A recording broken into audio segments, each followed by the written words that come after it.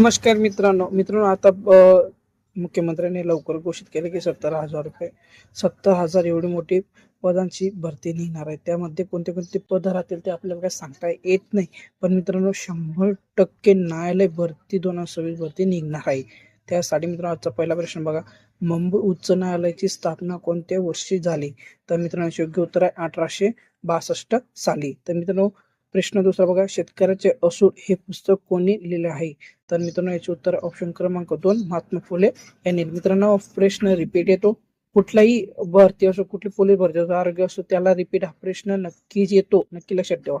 तर मित्रांनो प्रश्न तिसरा बघा, नर्मदा नदीचा उगम कुठे होतो? तर मित्रांनो याचे योग्य उत्तर आहे ऑप्शन क्रमांक 1 अमरकंटक. काय मित्रांनो? अमरकंटक, नक्की लक्षात ठेवा. मित्रांनो प्रश्न चौथा बघा, संत ज्ञानेश्वरांचा जन्म कुठे झाला? संत ज्ञानेश्वर महाराजांचा जन्म कुठे झाला?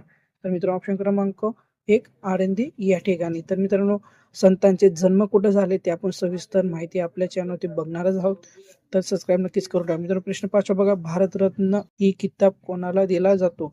तर याचे योग्य उत्तर आहे मित्रांनो ऑप्शन क्रमांक 3 नागरिक यांना. तर मित्रांनो असे व्हिडिओ पाहण्यासाठी आताच आपल्या चॅनलला सबस्क्राईब नक्कीच करा. आपलं नाव आहे मित्रांनो विशाल काकोडे 9881, नक्की लक्षात ठेवू द्या. मित्रांनो हे प्रश्न खूप IMP प्रश्न आहेत हा. तुम्ही सांगणार की रिपीट घेतात, तसं नाही मित्रांनो.